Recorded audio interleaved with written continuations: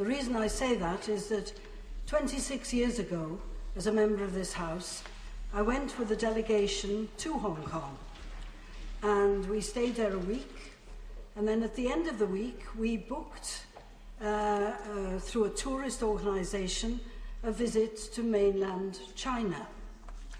Well, we got as far as Macau and got on a tourist bus ready to cross the border into China, and at the border three British MPs were asked to get off the bus, and we questioned at the time why we were asked to get off the bus when we had tickets for a 3-day visit to China. And the tour operator said he couldn't answer the question, but we were welcome to stay at their expense in Macau for the weekend. Well, that of course wasn't the idea. And it wasn't until we got back to London and I went to visit the Chinese ambassador that I was told what the reason was. It was that one of our MP members had journalist written in his passport. And because it was 26 years on from Tiananmen Square, it was 26 years ago, as the anniversary of Tiananmen Square, the ambassador said they were afraid that if they let us into China, we would create some bother.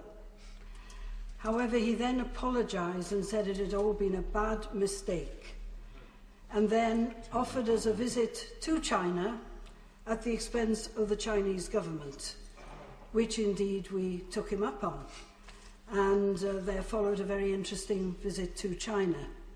I still hope, well, if the Chinese government are listening to these speeches, that there is still time for them to admit they've made a mistake and that we should be allowed in. And I support the views of the chairman of the Foreign Affairs Committee, who has very eloquently presented the case. While I have the opportunity, Mr. Speaker, I want to talk about freedom of the press, because the chairman talked about the importance of freedom of speech and of the press.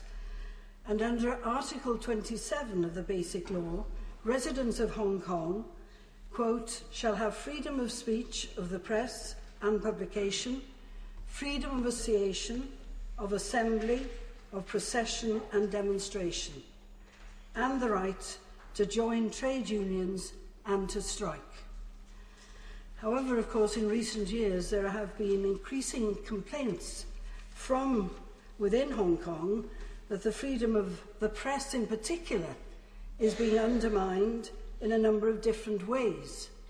For instance, in 2014, this year, Hong Kong fell to a record low of 61 on the annual ranking of press freedom, global press freedom, compiled by Reporters Without Borders. The 2014 annual report of the Hong Kong Journalists Association, entitled Press Freedom Under Siege, calls 2014 the darkest year for press freedom for several decades, with the media coming under relentless assault from several directions. They also made a similar argument, stating that suppression of press freedom is happening despite the existence of protection under the law. Violence against journalists also has increased in Hong Kong as part of a growing intimidation against journalists. The most recent such incident was a knife attack carried out on the 26th of February against Kevin Lau, former editor-in-chief of the popular daily Ming Pao, which was often critical of Beijing. Mr. Lau had been abruptly fired a month previously by the paper's owner, a tycoon with major investments in China, and replaced by a new editor widely seen as more pro-Chinese. The attack drew widespread condemnation, including from the Hong Kong government. Attacks have also been carried out this year against senior figures in the Hong Kong Morning News Media Group, and in 2013 against the owner of the free newspaper, AM 730, the publisher of iSun Affairs, and Next Media chairman Jimmy Lai. All victims were connected with media outlets known for expressing critical views of Beijing. Aside from the attacks, many of which have not been solved, other complaints about press freedom centre on issues like self-censorship and personnel changes. These complaints generally do not allege that the legal right to press freedom in Hong Kong is being challenged, but rather that journalists or media outlets known to criticise Beijing are increasingly facing problems like the withdrawal of advertisers, abrupt and unexplained sackings of outspoken management or editorial staff, and denial of applications to renew broadcast licences. I'm listening with great attention to my honourable friend's speech, and what she has said we all deplore. But wouldn't we be rather naive to believe that China, controlled by the Communist Party and determined to keep its dictatorship, going to allow in Hong Kong freedom of expression and the democratic rights which we all would wish to see? However, these rights, the point I was making at the beginning, was of course these rights are enshrined in law, and therefore they are breaking the law if these rights are being violated. These issues, of course, are creating a climate in which press freedom is respected according to the letter of the law, but journalists are being pressurised by advertisers and media owners to avoid criticism of Beijing or being denied platforms from which to make such criticisms.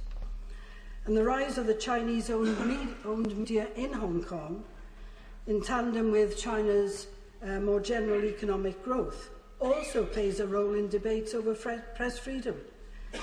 Reporters Without Borders, in their annual report, drew attention to this, saying China's growing economic weight is allowing it to extend its own influence over the media in Hong Kong, Macau and Taiwan, which had largely been spared political censorship until recently.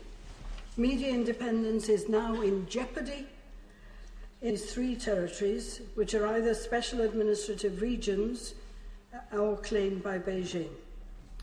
So the situation is, I would say, for press and broadcasting freedom to be dire. And the FCO's six-monthly report on Hong Kong, covering July to December 2013, included a section on press freedom and freedom of expression, noting there were some concerns that these freedoms are under threat. I think that is rather too mild. The FCO concluded that these rights were generally well respected, but detailed a number of controversies, particularly relating to press freedom.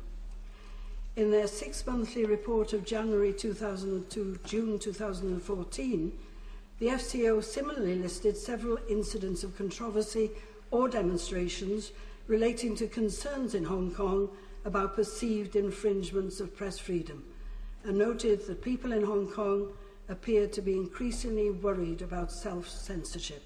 However, it noted that in April, the Chief Executive had spoken in support of press freedom because it was a cornerstone of a free society. The FCO did not take a particular stand on the specific concerns it mentioned, stating, "We believe that freedom of expression, including of the press, has played an important role in Hong Kong's success. It is one of the fundamental freedoms protected by the Joint Declaration. As such, we take seriously concerns about press freedom, including fears about self-censorship. We welcome the Chief Executive's clear statements on press freedom, and we will continue to monitor the situation closely." Well, of course, as the Chairman has said, our